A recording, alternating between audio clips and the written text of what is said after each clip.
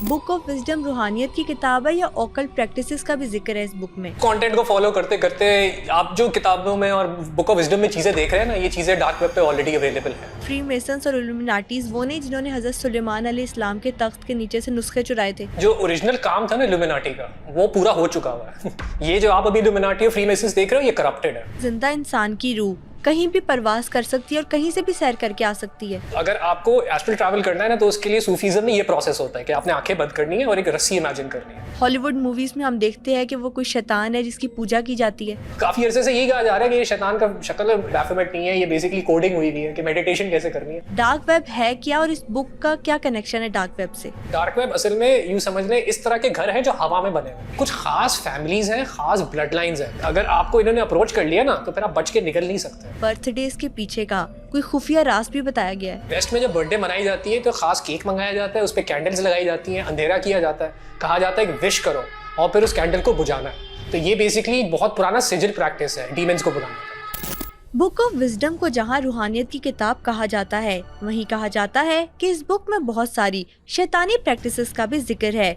इस बुक का dark web के साथ क्या ताल्लुक है? बुक ऑफ विजडम में बर्थडेज के पीछे का कौन सा खुफिया राज बताया गया है और शैतानी सोसाइटीज के एजेंडे का राज कैसे इस किताब में फाश किया गया है? ये सब बातें जानने के लिए आज के एपिसोड को एंड तक जरूर देखें।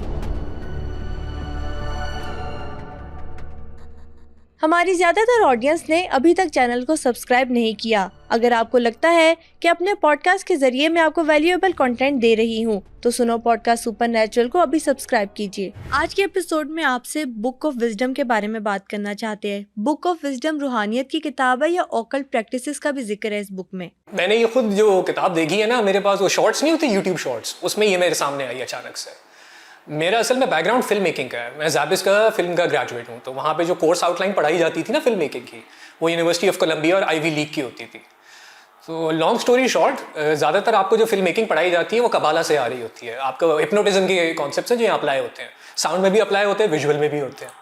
तो वो उस कंटेंट को फॉलो करते करते आप जो किताबों में और बुक ऑफ विजडम में चीज़ें देख रहे हैं ना, ये चीज़ें डार्क वेब पे ऑलरेडी अवेलेबल हैं और ये चीज़ें प्रैक्टिस की जाती हैं, काफ़ी ओपनली प्रैक्टिस की जाती हैं। जैसे ये 440 हर्ट्ज का जो साउंड का सीन है, मैं उस पर ट्रेंड हूँ। मैं बेसिकली एक सिंक्रोनिस्ट ही हूँ। मेरा काम होता है एक ऑडियो प्रोजेक्ट को और विजुअल प्रोजेक्ट को परफेक्टली सिंक करना। वहाँ से फ्रीक्वेंसीज में घुस गया तो फिर यहाँ तक पहुँच गया। अभी आपने म्यूजिक की बात की, तो कहा जाता है कि म्यूजिक भी ब्लैक मैजिक की एक फॉर्म है। इस बुक में इस बारे में क्या कहा गया है? आपको मैजिक को समझना होगा ना, क्योंकि ये अंग्रेजी वाला मैजिक है, ये उर्दू या अरबी वाला नहीं है। अरबी में सहर कहते हैं जो हराम होता है। सहर इज मैनिपुलेशन ऑफ एनर्जी, कि आप एनर्जी को मैनिपुलेट कर रहे हो। ये वाली जो इलेक्ट्रिसिटी हम यूज कर रहे हैं, ये अगर आपने आइजक न्यूटन का नाम सुना होगा, बहुत मशहूर ये साइंटिस्ट हैं। वो लास्ट इंसान थे जिन्होंने एमरल्ड टैबलेट्स को, इजिप्शियन नॉलेज को, ग्रीक को और अरबिक को कंबाइन किया था और उसके ऊपर फिर उन्होंने मैनुअल्स बनाए थे। ये जो इल्यूमिनाटी और फ्री मेसन्स आप सुन रहे हैं, ओरिजिनल जो फ्री मेसन्स और इल्यूमिनाटी थे, वो एक्चुअली चर्च से लड़ रहे थे। वो कोशिश कर रहे थे कि चर्च जिस तरह से लोगों को कंट्रोल करने की कोशिश कर रहा है ना, कि अगर आपको अपने गुनाहों की माफ़ी चाहिए तो आपको पादरी को आके पैसे देने होंगे या उसको जाके कन्फेशन करना होगा। ये लोग उस चीज़ के खिलाफ लड़ रहे थे। तो ये वाली इस किताब में जो नॉलेज है, ये उस वक्त बहुत मेन स्ट्रीम नॉलेज होती थी, लोगों को पता होता था, क्योंकि ज़्यादातर लोग पेगन रिलीजन को प्रैक्टिस करते थे। पेगन का मतलब ये है कि जो भी चीज़ जिंदा है उसकी पूजा शुरू कर दी। पत्ते की भी पूजा कर रहे हैं, जानवरों की भी कर रहे हैं, सितारों की भी कर रहे हैं। उस चक्कर में उन्होंने ये सारी एनर्जी मैनिपुलेशन वगैरह फिगर आउट की हुई थी। तो चर्च ने इस चीज़ पे कंट्रोल लाने के लिए ये सारी नॉलेज जलाना शुरू कर दी थी।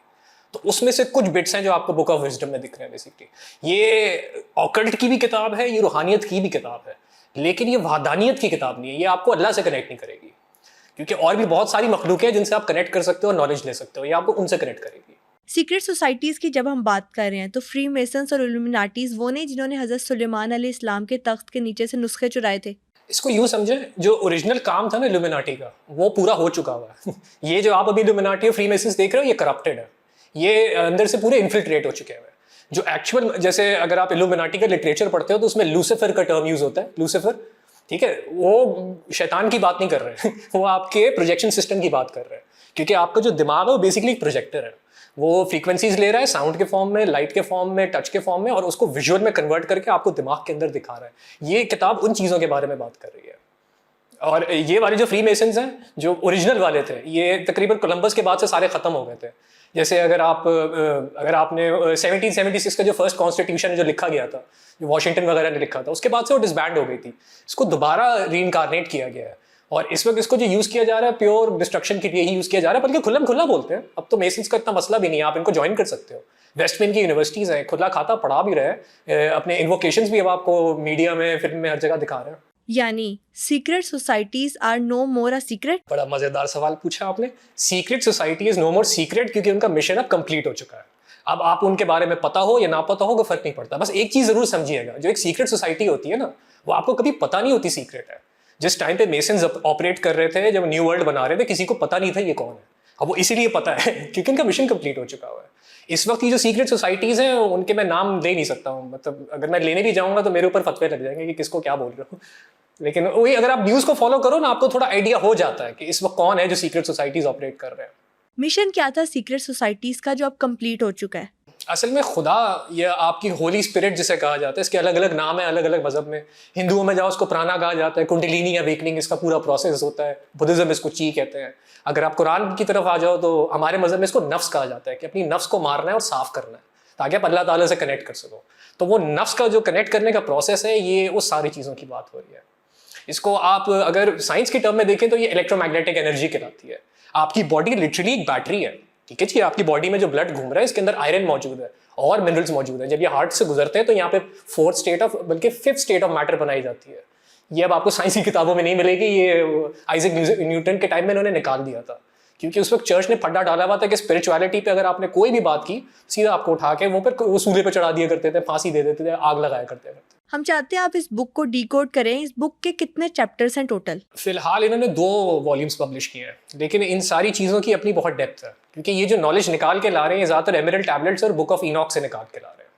तो आपको वो ओरिजिनल सहीफे भी बैठ के पढ़ने पड़ेंगे, और वो बहुत ज़्यादा है। बेसिकली ये वही किताबें हैं। ये हज़रत इदरीस अलैहिस्सलाम थे, जिनको इनॉक भी कहा जाता है। जो ओरिजिनल जितनी भी नॉलेज उतरी है ना, इसके लिए हमें वो मैं आपको इस्लाम का रेफरेंस बेस्ट दे सकता हूँ, क्योंकि वो अल्लाह ताला ने कहा था ना कि मैं हज़रत आदम अलैहिस्सलाम में अपनी रूह डाल रहा हूँ, जिसको आप इसको आलम रब्बी भी कहा जाता है। इसके अलग अलग किस्म के नाम हैं। ये लोग इसको डिवाइन स्पार्क कहते हैं, ठीक है। ये उसको कनेक्ट करने को, उससे अपना कनेक्शन बनाने के लिए जो है सारा प्रोसेस है। ये उसको आप मैनिफेस्ट भी कर सकते हो, उससे डायरेक्ट कनेक्ट भी कर सकते हो। जब आप ये कनेक्ट करते हो ना, तो आपके चाक्रास खुलना शुरू हो जाते हैं। अब वो ये हिंदुइज्म में आप जाओगे तो उनको चाक्रास कहेंगे। अगर हम अरबी में आ जाते हैं तो फिर ये नफ्स के अलग अलग लेवल हैं। शायद आपने नाम भी सुने होंगे, नफ्स है हमारा वगैरह वगैरह करके, ठीक है। ये लिटरली सेम चीज़ है। चाक्रास की बात करें आप, अगर साइंस की तरफ आ जाएंगे तो इनको ग्लैंड्स कहते हैं, पिट्यूटरी ग्लैंड्स कहलाते हैं। आपका दिल है, इसके अंदर प्लाज्मा प्रोड्यूस हो रहा है, जो फिफ्थ स्टेट ऑफ मैटर है। पुराने वक्त में इसको ईथर कहा जाता था, अब इसको प्लाज्मा कहते हैं। कहा जाता है कि इस बुक में क्रिएटर से डायरेक्टली करेक्ट करने की कोई खतरनाक प्रैक्टिसेस भी बताई गई हैं। आपकी सोल हर वक्त क्रिएटर से कनेक्टेड है। इसमें जो प्रोसेस बताया गया है उसमें थोड़ा सा जो है ना पेगनिज्म इन्वॉल्व है, क्योंकि वो आपको कह रहे हैं किसी एक चीज़ पे मेडिटेट करने को। लेकिन आपको अगर क्रिएटर से कनेक्ट करना है ना, तो उसके लिए आपको अंधेरे में बैठना है और अपनी ब्रीदिंग स्लो करनी है। जो भी ख्याल आ रहा है उसको आने दे, जाने दे, आने दे, जाने दे, और कुछ विजुअलाइज करें। आपको हमें सूफियों में ये सुनने को बड़ा मिला होगा, अल्लाह ताला की रस्सी को कस के पकड़े। कभी सुना है आपने? इत्तेफाक हुआ है? अगर आपको एस्ट्रल ट्रैवल करना है ना, तो उसके लिए सूफीज़म में ये प्रोसेस होता है कि आपने आंखें बंद करनी है और एक रस्सी इमेजिन करनी है। फिर आप रस्सी को अपनी इमेजिनेशन में जैसे क्लाइम करते जाओगे, आपकी रूह ऊपर जाती रहेगी, जिसको आप एस्ट्रल प्रोजेक्शन कहते हो। ये करना कोई मुश्किल नहीं है। हाँ, ये इन्फॉर्मेशन इस वक्त पब्लिक क्यों की जा रही है? क्योंकि अब आपके पास टीवी है, और टीवी के जो विजुअल्स होते हैं उसके साथ फिर आपका न्यूरल लिंक और वो आपका जो 3D का सारा जो अटायर आ रहा है, जिसमें ऑक्यूलस वगैरह है, जो आप पहन लेते हो तो आप लिटरली एक दूसरे यूनिवर्स के अंदर ही जा रहे हो। मेटावर्स जिसको कहा जा रहा है। एक दफ़ा ये टेक्नोलॉजी मेन स्ट्रीम में आ गई ना, तो फिर कोई अपनी थर्ड आई पे मेहनत नहीं करेगा, क्योंकि थर्ड आई पे मेहनत करनी पड़ती है। आपको अपनी इमेजिनेशन डेवलप करनी होती है। कुछ लोग होते हैं पैदाइशी बहुत उनकी शार्प इमेजिनेशन होती है, कुछ लोग होते हैं जिनसे कुछ विजुअलाइज नहीं होता। तो जिन लोगों से विजुअलाइजेशन नहीं हो रही ना, अब जो नई टेक्नोलॉजी आएगी वो उनको इतना अपाहिज कर देगी कि वो कभी अपनी थर्ड आई पे काम ही नहीं करेंगे, तो कभी अपनी रूह से कनेक्ट ही नहीं कर पाएंगे। मुझे तो इस तरह से समझ में आ रहा है कि ये नॉलेज इसलिए लीक कर रहे हैं ताकि आने वाले जो लोग हैं वो इन चक्रों में पड़ जाए कि टेक्नोलॉजी यूज़ करनी है या फिर मेहनत करनी है। वो मेहनत करने की कोशिश करें, मेडिटेट करने की कोशिश करें, उनसे किया ना जाए, और फिर कहें खैर है यार, इलॉन मस्क की जो चिप आती न्यूरलिंक वो लगा लेते हैं, वो ज़्यादा आसान है। मुझे ये बड़ा होता हुआ दिख रहा है इस किताब में। यानी इंटरनेट पर हमें जो भी मवाद मिलता है वो मैनिपुलेटेड है, और हमसे असल इन्फॉर्मेशन अब तक सारी की सारी छुपाई जा रही है। असल नॉलेज तो आप लिख ही नहीं सकते, वो डायरेक्ट आपकी रूह आपको देती है। आप किसी इंसान के पास जाके बैठो, कभी कभी होता है ना, महसूस होता है कि ये इंसान अच्छा है, या किसी के पास जाके बैठो फौरन एक अजीब सी इरिटेशन सी फील होती है। वो बेसिकली आपकी रूह है, आपसे कम्युनिकेट कर रही है, आपको नॉलेज दे रही है। अब हम लोग मसल में ये होता है कि हम लोग इमोशंस में, दुनियावी चीज़ों में, या इसको हम अंग्रेजी में कहते हैं आउटसाइड वैलिडेशन, बाहर की चीज़ों से अपने आप को सेटिस्फाई करने की कोशिश कर रहे होते हैं, इसलिए रूह की आवाज़ हमें आ नहीं रही होती। वरना अगर आप अपने आप को रोज आधा से पौना घंटा, बल्कि आधा घंटा भी मैं आपको ज़्यादा कह रहा हूँ, आप 10 मिनट सिर्फ कहीं पे भी काम करके बैठे हैं, अपने आप को रिलैक्स करके, आपको सेंसेशंस फील होना शुरू होंगी। मैं गारंटी करता हूँ आपको आपकी रूह की आवाज़ आएगी। आप सस्टेन नहीं कर पा रहे, वो एक अलग बात है लेकिन आएगी ज़रूर। और रूह अल्लाह ताला से डायरेक्ट कम्युनिकेशन में है। रूह एक ऐसी मखलूक है, अलग एंटिटी है जिसने अल्लाह को देखा हुआ है, और रूह आपसे कभी धोखा नहीं करेगी, आपका कभी नुकसान नहीं करेगी। एस्ट्रल प्रोजेक्शन है क्या? यानी किसी जिंदा इंसान की रूह कहीं भी परवास कर सकती है और कहीं से भी सैर करके आ सकती है? बिल्कुल सही बताया हुआ है। तो ये उसमें पकड़ने वाली बात यह है ना कि परवास करने के लिए आपको कोई मेथड दिया जा रहा है। क्योंकि अगर आप इस्लाम में जाते हो तो आपको कहा जाता है नमाज के थ्रू किया जाए, सलाह के थ्रू किया जाए। ऑटोमेटिकली फिर आपकी प्रोटेक्शन बन जाती है कि अगर आपको किसी मलाइका से मुलाकात हो रही है या कोई पैगंबर भी दिख रहा है, लोग कहते हैं ना मैं पैगंबर दिख गया, मेरे को वली दिख गया, तो प्रोटेक्शन के साथ दिख रहे होते हैं, कोई नेगेटिव एनर्जी आपके पास नहीं आ रही होती। अगर आप इस बुक के हिसाब से चलोगे ना, डायरेक्ट एस्ट्रल प्रोजेक्ट करोगे, तो देखिए एस्ट्रल के ना 3 रेल्म्स होते हैं। एस्ट्रल प्रोजेक्ट तो ये है कि आपने सिर्फ वहाँ का एक कैमरा लगाया और वहाँ का व्यू ले रहे हो। फिर एस्ट्रल ट्रैवल होता है जिसमें आप लिटरली अपनी रूह को बॉडी से निकाल के ऊपर की तरफ लेके जा रहे हो। वहाँ डेंजरस हो जाता है। अगर आपके साथ किसी तरह की प्रोटेक्शन नहीं है, अगर आपका कोई अपना रूहानियत का एक्सपीरियंस नहीं है, तो वहाँ आपको ऐसी चीज़ें भी दिखेंगी जो आपको शैतान कर देंगी, पागल कर देंगी। मतलब एक पूरी अलग यूनिवर्स है, वो मखलूकें हैं वहाँ पे, बहुत सारी मखलूकें रहती हैं। और जहाँ तक मेरी रिसर्च रही है, बेस्ट अप्रोच यही है कि इन मखलूकों का नाम न लिया जाए, क्योंकि जब हम इनका नाम लेते हैं ना, तो साउंड की जो वाइब्रेशन क्रिएट होती है वो इनको अट्रैक्ट करती है। बेसिकली इनको बुलाने का तरीका यही है कि इनका नाम लिया जाए। इसलिए आप नोटिस करेंगे कुरान में इनको जिन्नात ही कहा गया, इससे आगे का लफ्ज़ दिया नहीं गया।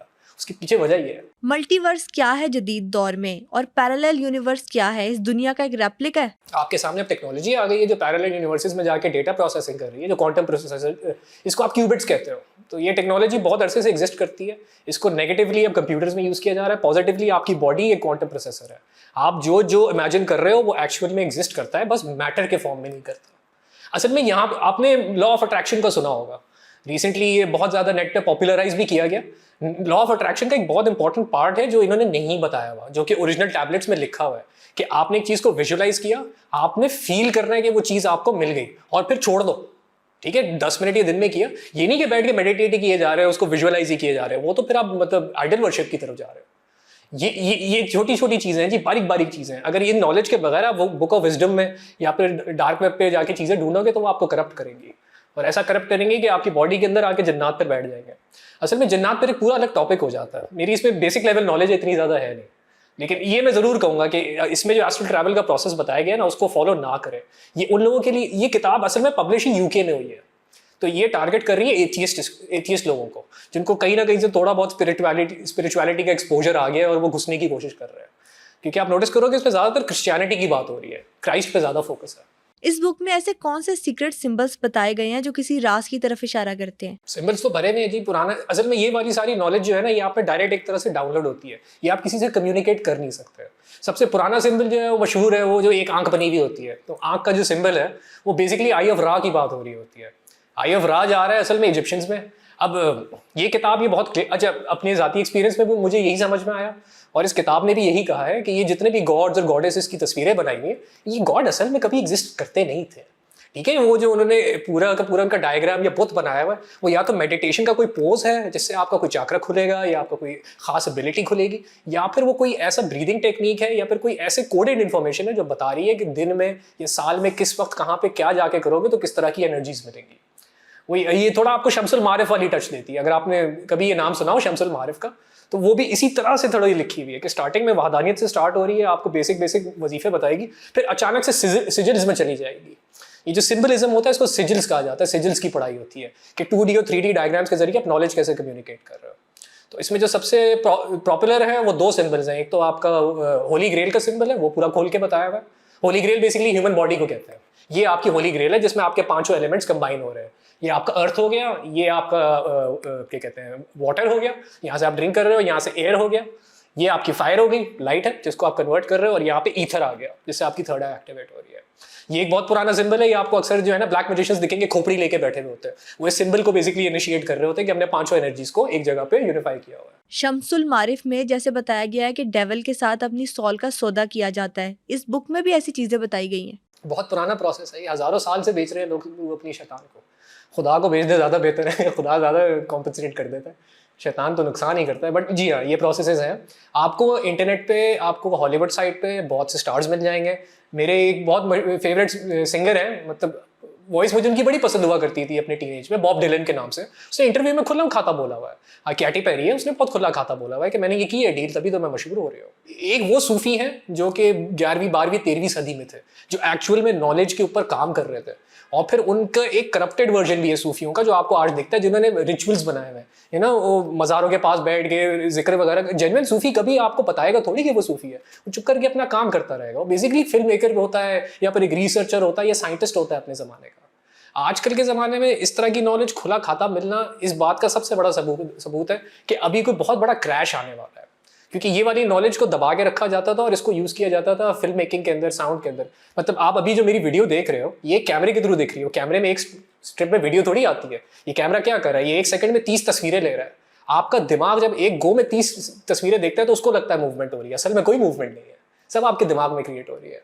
और ये आपका जब आपके माइंड पे कंट्रोल होगा तो ये वीडियो आप पे इफेक्ट करना बंद करेगी, वरना आप ये वीडियो देखोगे और हो सकता है आप मेरी हर एक बात पे यकीन करना शुरू कर दो।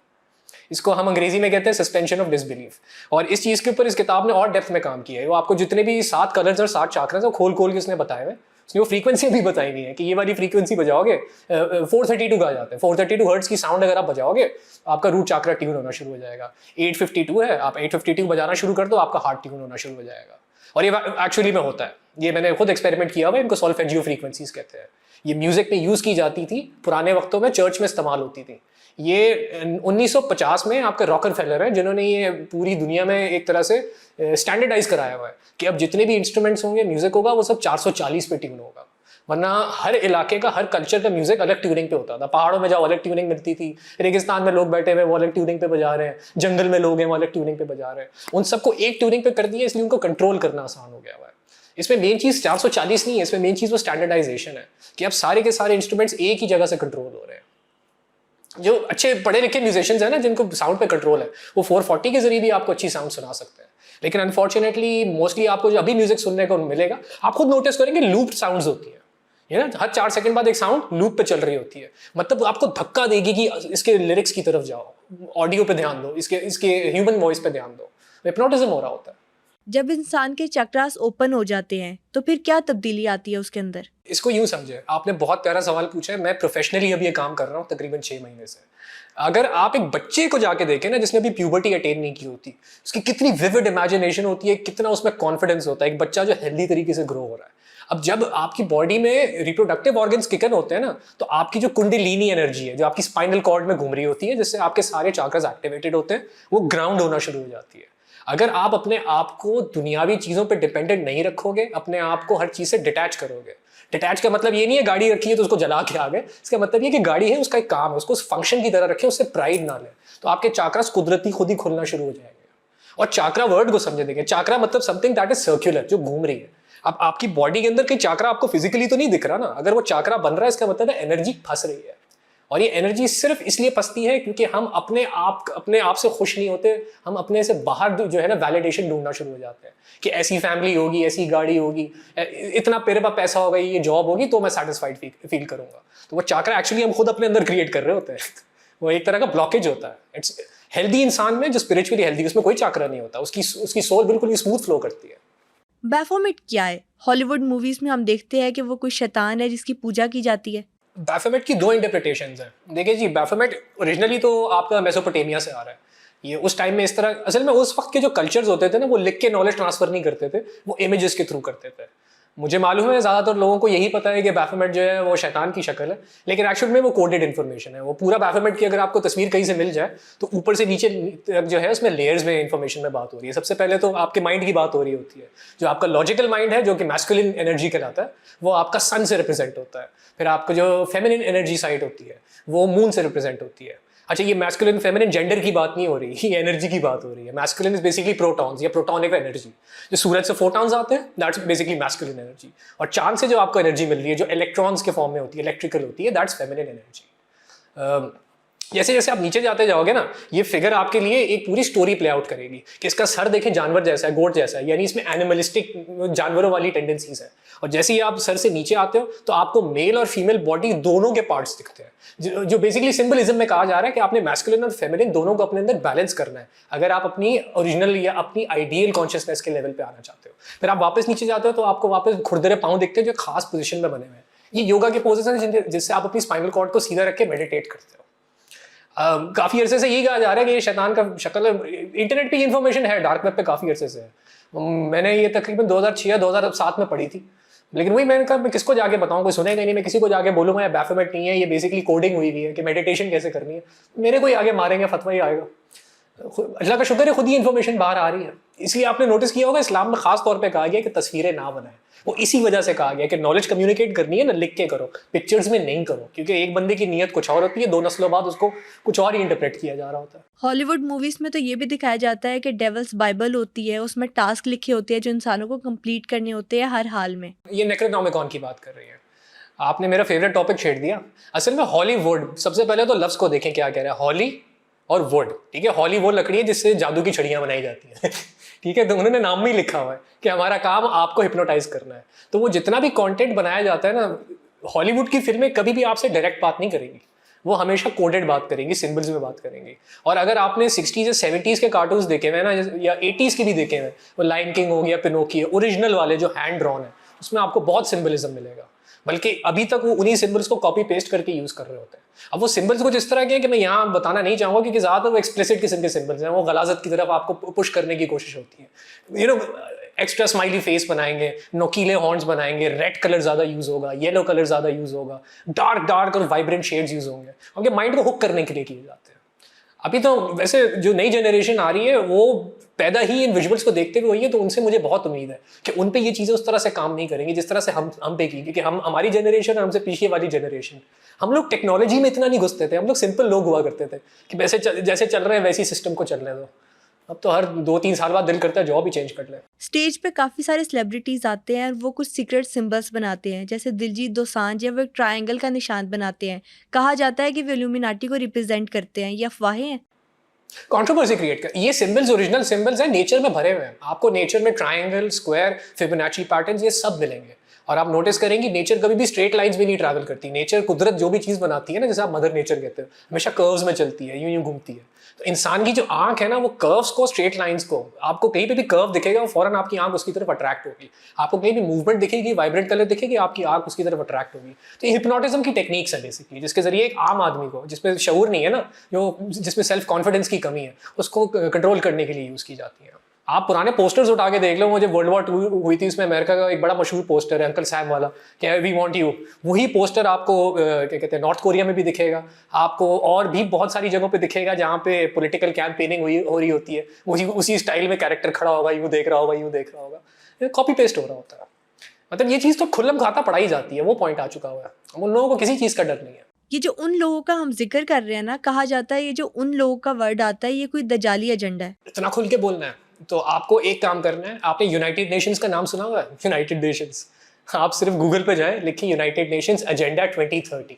ये इतना ओपनली ऑपरेट हो रहा है इस वक्त। जो भी शख्स आपको पावर में दिख रहा है ना, जो कैमरे के सामने है, 99% of them are part of these organisations. वरना आप इतने हाई लेवल पे ऑपरेट ही नहीं कर सकते। इन ऑर्गेनाइजेशंस के खिलाफ आप लड़ोगे, या तो आप मरवा दिए जाओगे या फिर आपको जेल में डाल दिया जाएगा। इससे ज्यादा खुल के मुझसे ना बोलिए क्योंकि मैं उस 99% में नहीं आता, मैं 1% पे आता हूँ। अभी आपने भी शुरू में जिक्र किया कि इस बुक का डार्क वेब के साथ कनेक्शन है। डार्क वेब है क्या और इस बुक का क्या कनेक्शन है डार्क वेब से? डार्क वेब मैंने 2018 तक यूज़ किया है, क्योंकि मैं बेसिकली फिल्म मेकर हूँ ना, ज़ैपिस्ट का ग्रेजुएट हूँ। तो सॉफ्टवेयर हमारे बहुत महंगे आते हैं जी, वो मतलब 300, 400, $500 के सॉफ्टवेयर होते हैं। तो हम लोग डार्क वेब से जाके उसके क्रैक्स ले लिया करते थे। एक वक्त में यहाँ पे रेनबो सेंटर होता था, वहाँ से सीडियाँ लेते थे, फिर हमने खुद फिगर आउट किया कि ये कहाँ से डाउनलोड करना है। तो डार्क वेब असल में एक टेक्नोलॉजी है अपने आप को छुपाने की। डार्क वेब एज सच कोई जगह नहीं है। डार्क वेब असल में यूँ समझ लें इस तरह के घर हैं जो हवा में बने हुए हैं, और वो हर थोड़ी देर बाद अपनी लोकेशन चेंज करते रहते हैं। तो अगर आपको पहले से नहीं पता हो ना कि ये किस वक्त किस जगह पे आने वाले हैं, आप उस जगह को एक्सेस नहीं कर सकते। तो ज़्यादातर जो सॉफ्टवेयर होते हैं जो पायरेट किए जाते हैं, ये रशियंस कर रहे होते हैं। रशियंस इस चीज़ को मतलब उनके लिए एक तरह का जिहाद है कि हमने अमेरिकन सॉफ्टवेयर्स को पायरेट करके जो है ना टॉरेंट्स पे फेंक दिया है, लाइमवायर पे फेंक दिया है। वहाँ से मेरा डार्क वेब का एक्सपोजर हुआ था और वहाँ पे खुली खाती कम्युनिटीज़ है, वहाँ पे ऐसी चीज़ें हो रही हैं जो मैं आपको नहीं बताना चाहूँगा। लेकिन ये ज़रूर बताऊँगा कि इस वक्त जिस डार्क वेब की आप बात सुन रहे हो, जो मरियाना ट्रेंच वगैरह कह रहे हैं, इसके नीचे भी 3 लेयर्स और हैं डार्क वेब की बहुत सारी लेयर्स हैं और वो खुलती जाती है, खुलती जाती है, खुलती जाती है। अगर आप नाम चाह रहे हो तो मैं आपको बिल्डरबर्ग ग्रुप का बता सकता हूँ, ये इस वक्त सबसे फेमस है, ये खुला खाता चलते हैं। बिल्डरबर्ग ग्रुप के जो है हर महीने डार्क वेब के ऊपर मीटिंग के इन्विटेशन के लिंक्स आते हैं। अगर आपके पास वो इन्विटेशन लिंक होगा तो ये आप ज्वाइन कर सकते हो, वरना आधे 1 घंटे के लिए 1 दिन के लिए आता है फिर गायब हो जाता है। अभी भी हो रहा है। डार्क वेब पे जो सारे के सारे लोग बैठे हैं वो अवाम को सीक्रेट सोसाइटीज का पार्ट बनाना चाहते हैं। हाँ, इन सोसाइटीज़ का मेन टारगेट ये है कि उनको क्रीम चाहिए, ऐसे लोग चाहिए जिनको आसानी से कंट्रोल किया जा सके, मतलब जो उनको बोला जाए वो फ़ौरन उस चीज़ पे अमल करें। तो ऐसे लोगों की वो कहते हैं ना रिक्रूटमेंट चलती रहती है, क्योंकि आप खुद देखो ना, अल्लाह ताला ने आपको फ्री विल दी है और ये आपकी वो फ्री विल छीन रहे हैं। तो एक हद तक ही छीन पाएंगे, कभी ना कभी तो बंदा आगे से फड्डा करेगा ना, रिवॉल्ट करेगा। उसको मिल तो कुछ नहीं रहा, आप तो उसका खून चूस रहे हो, उसको बिल्कुल टॉर्चर कर रहे हो। क्योंकि जो 99% आपको कैमरे के सामने लोग दिख रहे हैं ना, उनमें से 80 to 90% लोग ऐसे हैं जो अपनी मर्जी के खिलाफ हैं, वो वहाँ फंस गए, जिसको आप वो कहते हैं ना selling your soul to the devil, शैतान को रूह बेच दी है, वो फंसे हुए हैं। अब वो निकल नहीं सकते। अगर वो कुछ करके खुदकुशी कर ले या किसी तरह से कोई इन्फॉर्मेशन लीक करने की कोशिश करे तो उनका बैकअप में होना चाहिए ना। एक HR डिपार्टमेंट है उनका वो जमा करता रहता है लिस्ट के कौन पोटेंशियल्स हैं जिनको हम फॉरन रिप्लेस कर सकते हैं। इल्यूमिनाटीज, फ्रीमेसन्स, ये लोगों को ओपनली अप्रोच कर रही हैं या लोग सिर्फ अफवाहें फैला रहे हैं? नहीं, ये सब स्कैम होता है, ये आपको बेवकूफ़ बना रहे हैं। इल्यूमिनाटी में जाने के लिए आपको एक रेफरल होना ज़रूरी है। कोई फ्री मेसन जो कि मतलब प्रॉपरली इनिशिएटेड है वो आपको इन्विटेशन देगा तो आप जा सकते हो। ये सारे के सारे स्कैम्स होते हैं, ये डार्क वेब पे भी बहुत चल रहे होते हैं कि आओ तुम्हें इल्यूमिनाटी में घुसाते हैं, फ्री मेसन में घुसाते हैं, स्कल एंड बोन में घुसाते हैं। अगर इतने आसानी से रिक्रूटमेंट कर रहे होते तो उनको पकड़ना भी कितना आसान होता। ज़्यादातर स्कैम्स होते हैं, इनको ना फॉलो किया करें। ये कुछ खास फैमिलीज हैं, खास ब्लड लाइन्स हैं और ये बड़े अरसे से चली आ रही हैं जिन्होंने ये सारी इन्फॉर्मेशन संभाल के रखी हुई है। अगर उनको पब्लिक से हायरिंग करनी होती ना तो वो अपना नाम ही कभी पब्लिक नहीं करते, छुपके ही कर रहे होते हैं। मुझे आए हैं, मुझे 5-6 दफ़ा ईमेल्स आई हैं, मैं पीछे से ट्रैक करना शुरू किया। डार्क वेब पे कोई बंदा बैठा हुआ था, उसने वेबसाइट बनाई हुई थी, लोगों को ईंटने के चक्कर में लगा हुआ था, ये कोई $500 दे दे, कोई अपना क्रेडिट कार्ड दे दे। इस तरह की आपको स्कैम ईमेल्स आती हैं। प्लीज़, अगर आपको इन्होंने अप्रोच कर लिया ना तो फिर आप बच के निकल नहीं सकते। वो आप पूरा घेरा डाल के आते हैं। ऐसे इतना मजे नहीं चल रहे। वो डॉन न्यूज़ नहीं है कि आपको न्यूज़लेटर देंगे और कहेंगे प्लीज़ सब्सक्राइब कर लो। वो फिर आपकी जान खा जाते हैं, वो पूरी फैमिली को आपकी घेर लेते हैं। ये होते हैं हैकर्स, इनको कहते हैं ब्लैक हैट हैकर्स। ये हैकर्स होते हैं, ये पहले ही आपकी इन्फॉर्मेशन निकाल के बैठे हुए होते हैं आपकी गैजेट से और फिर इस तरह से आपको बेवकूफ़ बनाते हैं। देखते हैं ना कि कंस्पिरेसी वाली वीडियोस यूट्यूब पे ज़्यादा देख रहे हैं तो उसको उस हिसाब से ईमेल मारो, ये हाँ कर देगा। जैसे कि बुक ऑफ इनॉक में फॉलन एंजल्स का जिक्र था, इस बुक में फॉलन एंजल्स के बारे में क्या कहा गया है? ये तो कहती है एंजल्स है ही नहीं, हम एंजल्स हैं। ये तो कहती है एंजल बेसिकली हमारी जो क्रिएशन है कॉन्शियसनेस की वो मेंटल प्लेन पे हुई हुई है। हम प्योर लाइट बीइंग्स हैं और वो लाइट आपकी थर्ड आई के बीच में होती है। तो कहते हैं एंजल वेंजल कुछ नहीं है, अपने ऊपर फोकस करो, जो तुम्हारे इमोशंस कह रहे हैं उनको फुलफिल करते जाओ, बस किसी का नुकसान नहीं पहुंचाओ, आप ही खुदा हो। ये लिटरली यही कहती है। वो यहीं पे फर्क आ जाता है ना, एक होती है गॉड कॉन्शियसनेस और एक होती है बीइंग कॉन्शियस ऑफ गॉड। इस्लाम कहता है कि अल्लाह ताला को पहचानो, कि कॉन्शियस हो इस बात को।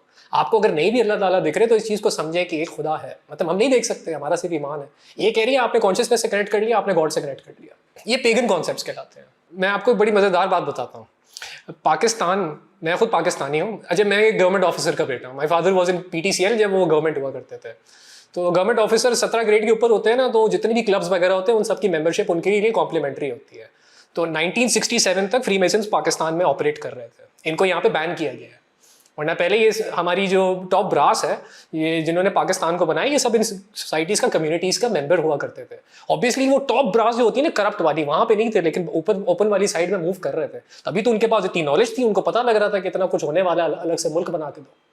हम लोग 67 या 68 में बैन किए। अभी भी आपको कराची में सदर में फ्रीमेसोनिक लॉज मिल जाएगी, आपको पूरे पाकिस्तान में मिलेंगी, क्योंकि इनका खास किस्म का आर्किटेक्चर होता है। आज भी ये मतलब यहाँ मौजूद है, लेकिन अब ये फंक्शन थ्रू मेसनरी नहीं कर रहे होते। अब अगर आपको ये सीक्रेट सोसाइटीज़ दिखेंगी ना, ये NGOs के फॉर्म में आती है। एक NGO होगी जो कि कहेगी कि मैं यूनाइटेड नेशंस या इधर उधर से कनेक्टेड हूँ, इस तरह से आता है। अच्छा, इस बुक में एक और बहुत इंटरेस्टिंग बात है कि बर्थडेज के पीछे का कोई खुफिया राज भी बताया गया है। मुझे बर्थडे वाली चीज़ है, ये मुझे तकरीबन 2009 या 10 में पता लगी थी, इसलिए मैं अपनी बर्थडे मनाता भी नहीं हूँ। लेकिन ये जो बता रहे हैं वही, वो देखिए ना, एक पूरा रिचुअल बना रहे हैं। जो बर्थडे मनाने का वेस्टर्न कॉन्सेप्ट है ना, ये उसकी बात कर रहे हैं। क्योंकि वेस्ट में जब बर्थडे मनाई जाती है तो खास केक मंगाया जाता है, उस पर कैंडल्स लगाई जाती हैं, अंधेरा किया जाता है, कहा जाता है कि विश करो और फिर उस कैंडल को बुझाना है। तो ये बेसिकली बहुत पुराना सिजिल प्रैक्टिस है डीमंस को बुलाने का। जब आप किसी डीमन को बुला रहे होते हो ना तो इसी तरह से बनाया जाता है और मोस्टली कैंडल्स लगा के उसके गिर्द घेरा बनाया जाता है। हमारी प्रैक्टिस वो नहीं है, हम लाइटें ऑफ नहीं करते हैं और हम लोग बेसिकली इसलिए बर्थडे मना रहे होते हैं क्योंकि एक मतलब शुगल लगी हुई है, एक तफरी है वहाँ पे होती है, चलो हम भी कर लें। जो आप पूरा फोकस करके करते हो ना ये कैंडल बुझाने वाला प्रोसेस, तो एक्चुअल में आपकी जो फीलिंग्स है उससे कोई ना कोई एंटिटी आके चिपक जाती है, कोई ना कोई क्रीचर आप पे आके चिपक जाएगा। क्योंकि आपको इस बात को समझने की जरूरत है, जिनको चाक्रास कहा जा रहा है ना हिंदुइज्म में, उसको क्रिश्चियनिटी में कहा जाता है 7 डेडली सिंस। ठीक है जी, जो सब पहला वाला सेन है वो आपका लस्ट का सेन है, वो आपका लोएस्ट रूट चाक्रा है। इस तरह ऊपर घूमते घूमते आपका प्राइड वाला चाक्रा जो है ऊपर वाला आ जाता है। तो अगर इन किसी भी एक सेंटेंस के ऊपर आपने इंटेंशन रखी हुई इमोशनल अपने आप को करके वो कैंडल बुझाई, अंधेरे में बुझाई, तो एक एंटिटी जो कि एस्ट्रल प्लेन में घूम रही है, और ये आपको वेस्ट में ज्यादा मिलेंगी, हमारे आपको ये इंडिया पाकिस्तान में इतने नहीं मिलेंगे, यहाँ पे दूसरे तरह के मसले ज्यादा है, तो वो आपको नोटिस कर देगी और ठक करके आप पे चिपक जाएगी। हमारे हजूर सल्लल्लाहु अलैहि वसल्लम वो अपनी सालगिरह पे क्या किया करते थे, वो अपने जानने वालों को जो है गोश्त चीज़ें वगैरह भेजा करते थे। तो बर्थडे मनाने में कोई प्रॉब्लम नहीं है, इसमें जिस तरह से रिचुअलाइज किया गया है ना, एक तो सांता क्लॉज का पूरा कॉन्सेप्ट है और फिर जिस तरह से बर्थडे को एक पूरी एक रिचुअल बनाया भाई, उसके खिलाफ बात कर रही है। अनुरागी, जिन्नात, भूत प्रेत, चुड़ैल, डीमन, ये सब एक ही चीजें हैं या इंसानों को डराने के लिए इनके अलग अलग नाम रखे गए हैं? अगर आपको ये एग्जैक्ट नॉलेज चाहिए तो आपको और पीछे जाना पड़ेगा, क्योंकि ये चीज़ें जो लिखी हुई हैं, डॉक्यूमेंटेड है, वो ये कहलाते हैं उपनिषद। ये आज से तकरीबन 5000 साल पहले लिखे गए थे उपनिषद को हिंदुइज्म से कंफ्यूज ना कीजिएगा। हिंदुइज्म या हिंदू मत, खास तौर पे आज के ज़माने में जो हिंदुइज्म प्रैक्टिस हो रहा है, उसका उनके वेदास से दूर दूर तक कोई ताल्लुक नहीं है, ना उपनिषद से ताल्लुक है। उपनिषद आप यूं समझ लें कि उस वक्त के साइंटिस्ट थे जिन्होंने अपनी बॉडी पे, अपनी सोल पे एक्सपेरिमेंट्स की और वो सारी की सारी डॉक्यूमेंट कर दी। वहीं से ग्रीक्स ने इंफॉर्मेशन ली हुई है, वहीं से आपको जो है ना ये रोमन्स की सारी नॉलेज मिल रही है। ठीक है, और अगर आप और पीछे जाना चाह रहे हो तो जिस टाइम पे मेसोपोटामिया में, जो ये आपको कनेक्ट करना पड़ेगा इसको फिर हज़रत नूह अलैहिस्सलाम के फ्लड से, कि जब वो फ्लड खत्म हुआ है तो सबसे पहले मेसोपोटामिया, जिसको आप ईरान इराक का एरिया कहते हो, बैबिलोन जिसको कहते हो, सबसे पहले वहाँ पे सिविलाइजेशन आई है और वहाँ से फिर नॉलेज फैली है। तो ये वो ओरिजिनल वाली लैंग्वेज है जिसकी बात हो रही है। ये बिल्कुल पॉसिबल है अगर आप ये सारी पावर्स अटेन करना चाहते हो। इसके लिए उपनिषद के अंदर अलग से पूरे चैप्टर्स हैं, इनको ऋषिस कहा जाता है, सिद्धीस कहा जाता है। अगर आप इस्लाम के कॉन्टेक्स्ट में कह रहे हैं तो उनको कहते हैं अल्लाह ताला का फैज़ मिल गया है। शायद आपने वर्ड सुना हो फैज़।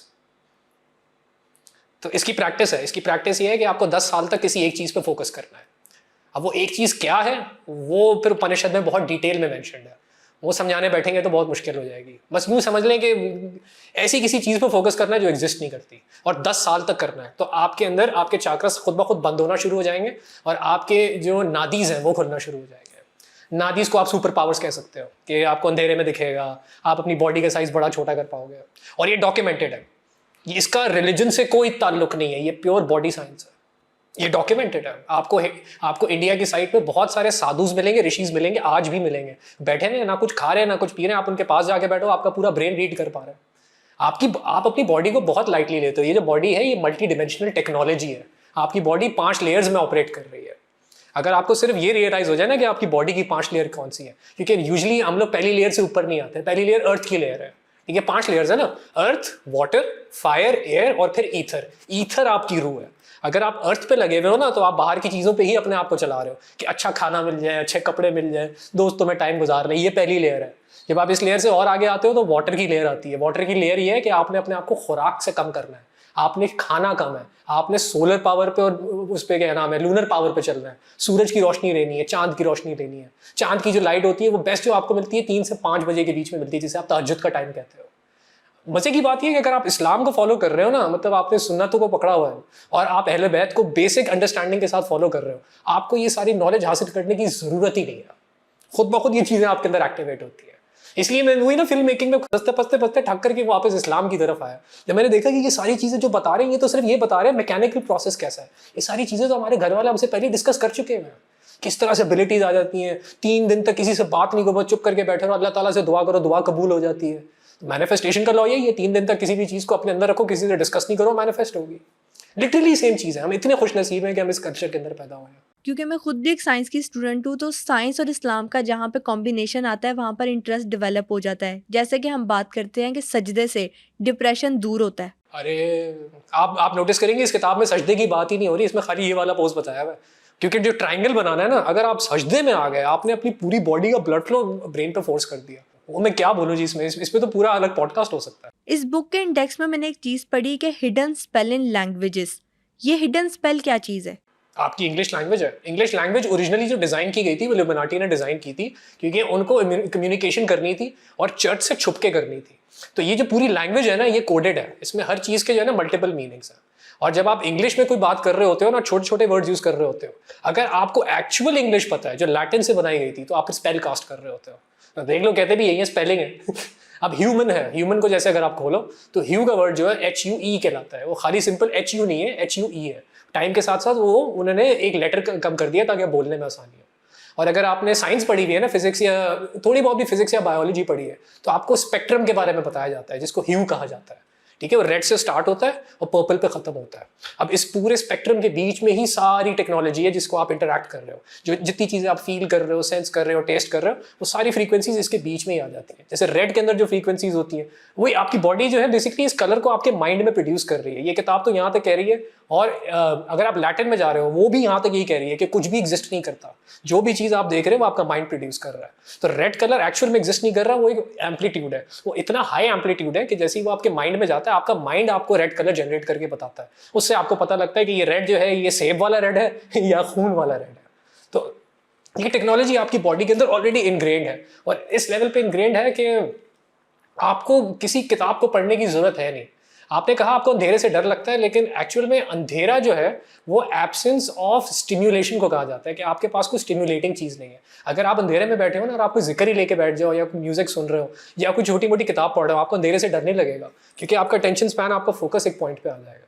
ये वो एक पावर है जो शैतान को नहीं दी गई, जो इंसान को दी गई है अकॉर्डिंग टू इस्लाम। जो हमारे अंदर अल्लाह ताला ने अपनी एक खास रूह डाली हुई है, वो ये एबिलिटी टू फोकस है, एबिलिटी टू क्रिएट है। क्योंकि बुक ऑफ विजडम भी यही कर रही है। मैं जानता हूं, मैं 3-4 टॉपिक्स आपके सामने छेड़ रहा हूं, क्योंकि अगर आप बुक ऑफ विजडम को देखोगे ना, इसने भी यही एग्जैक्ट हरकत की है। हर टॉपिक को थोड़ा थोड़ा थोड़ा थोड़ा खोला, 129 पेजेस बना दिए।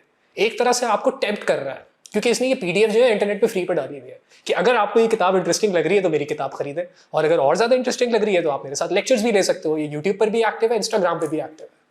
इस चीज से हमें बचना चाहिए कि कोई आपको थोड़ी थोड़ी नॉलेज यूं करके दे ना, तो ऐसे बंदे से जरूर बचें, क्योंकि वो आपको खींचने की कोशिश कर रहा है। वो आपको एक्चुअल में नॉलेज नहीं दे रहा, वो आपको और कंफ्यूज कर रहा है, आपका कॉन्फिडेंस तोड़ रहा है कि तुम्हें तो कुछ भी नहीं मालूम भाई, मुझे सब कुछ मालूम है। इस बुक में एक और चीज पढ़ी मैंने, ऑकल्ट आर्किटेक्चर। ये ऑकल्ट आर्किटेक्चर है क्या और कहाँ पर पाया जाता है? ऑकल्ट आर्किटेक्चर अगर एक वर्ड में बोलो ना, तो आप यूरोप घूम के आ जाए। भरा पड़ा है, यूरोप में भरा पड़ा है। यहाँ पे मुगलों ने बहुत बनाया था, मुगलों के बाद ये खत्म हो गया था। अच्छा, इसको इस तरह से देखिए कि आपकी बॉडी जो है वो एक मशीन है, और एक सर्टेन फ्रीक्वेंसी पे जब ये ऑपरेट करती है ना, तो ये अपनी हायर कॉन्शियसनेस से कनेक्ट कर जाती है। अब अगर मैं इसको बहुत सिंपल करके बोलूं, तो आपने अगर लोहे महफूज का नाम सुना हो, या आकाशिक रिकॉर्ड का नाम सुना हो, एसोटेरिक नॉलेज में कहते हैं कि ये कोई एक्चुअल जगह नहीं है। मतलब कलम जो है एक तरह की कॉन्शियसनेस है, और उस कॉन्शियसनेस के पास डेटा सारा का सारा मौजूद है, जो कुछ क्रिएट होना है, और वो एनर्जी के फॉर्म में है, वो फिजिकल फॉर्म में नहीं है। तो जितना भी आपका ऑकल्ट आर्किटेक्चर होता है, वो इस तरह से डिजाइन किया जाता है कि हम बॉडी के अंदर वो फ्रीक्वेंसीज जनरेट करें कि वो डायरेक्ट आपका लोहे महफूज से या फिर आकाशिक रिकॉर्ड से कनेक्ट कर पाए, और हम वहां से नॉलेज डाउनलोड कर पाए। आप इसमें ज्यादातर देखेंगे आर्क्स दिखेंगे आपको, इसलिए आर्क्स बनाए जाते हैं, क्योंकि आपकी बॉडी जो है वो बाय डिफॉल्ट जो है ना ऑरा प्रोड्यूस करती है। अब ऑरा, अब अल्लाह का शुक्र है ऐसी टेक्नोलॉजी आ चुकी है कि आप मशीनों के जरिए लोगों का ऑरा देख सकते हो, वरना नॉर्मल लोगों को ऑरा दिखता नहीं है, क्योंकि हम नेचर में टाइम नहीं गुजारते, ना हमें फल पौधे दिख रहे हैं, ना हमें जानवर दिख रहे हैं। तो हमारी जो कुदरती एबिलिटी है ना ऑरा देखने की, वो खत्म हो जाती है। बच्चों को दिखते हैं, अगर आप किसी बच्चे को बोलो ना तस्वीर बनाओ, आप नोटिस कर रहे हो हमेशा बाउंड्री के बाहर कलरिंग करेगा। वो इसीलिए कर रहा होता है क्योंकि उसको ऑरा दिख रहा होता है। हम उसको कहते हैं नहीं नहीं नहीं तुम गलत कर रहे हो, लाइन के अंदर करो, लेकिन वो सही चीज बना रहा है, उसका साइट अभी खुला हुआ है। लेकिन जैसे जैसे आप सिटी में आते जाते हो, ये चीजें बंद होती जाती है। ये भी बड़ा मसला है। आपने पूरी बुक पढ़ी है, इस बुक का सबसे शॉकिंग चैप्टर आपको कौन सा लगा? सबसे शॉकिंग चीज ये थी कि ये किताब मार्केट में आ गई है जी।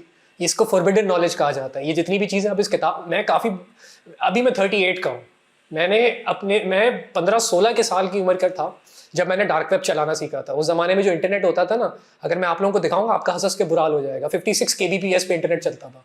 पिक्चर लोड होने में जो है तकरीबन 1 मिनट लगा करता था। तो हम लोग सिर्फ टेक्स्ट वाली वेबसाइट्स खोलते थे, पिक्चर्स के लिए हम एक 2-2 घंटा भी वेट किया करते थे।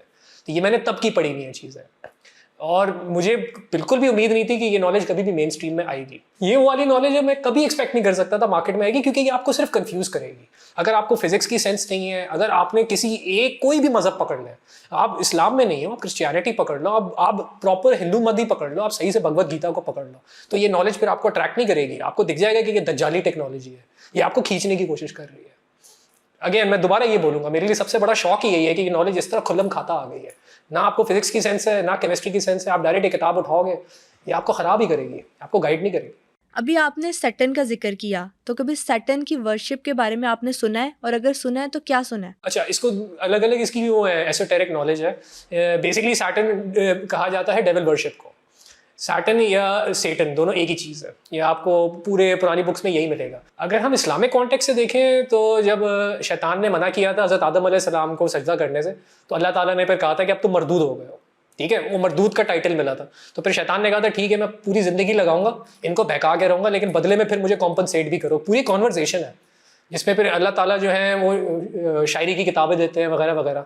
यानी आपको इतना आइडिया यहाँ से हो जाता है कि ये जो मटेरियल वर्ल्ड है ना, इसका पूरा कंट्रोल और इसकी 100% नॉलेज शैतान के पास मौजूद है। और वो जो वही घूम फिर के बाद वहीं आ गई डील विद द डेविल वाली, कि अगर आप खुद से फिगर आउट करने का हौसला नहीं रखते, अगर आप मेहनत करने के काबिल नहीं हो, आप जाके शैतान से ये नॉलेज लोगे तो वो आपको दे सकता है, वो ये सारा कुछ कंट्रोल कर रहा है। तो उसको एसोटेरिक नॉलेज में सेटन कहा जाता है, SATURN, सैटर्न।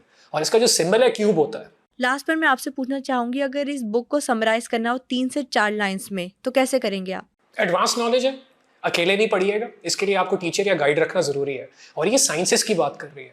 आपने आज तक ये वर्ड सुना होगा रूहानियत, ठीक है, ये पुराने वक्तों की जुबान है। आज के ज़माने में उसको कहते हैं इलेक्ट्रोमैग्नेटिक फोर्स। आपकी रूह एक इलेक्ट्रोमैग्नेटिक वॉर्टेक्स की एनर्जी से क्रिएटेड है, और ये कैलकुलेट किया जा सकता है। अगर ये किताब पब्लिक में आई है, इसका मतलब है ये अब उन लोगों के किसी काम की नहीं है। तो इसमें घुसने से पहले इस बात को समझे कि साइंस पे आपका ग्रिप होना जरूरी है, वरना ये आपको गुमराह कर देगी। आज के एपिसोड में हमने बुक ऑफ विजडम में छुपे खौफनाक राजों पर बात की। बहुत जल्द एक नई एपिसोड के साथ हाजिर होंगे। Till then stay tuned.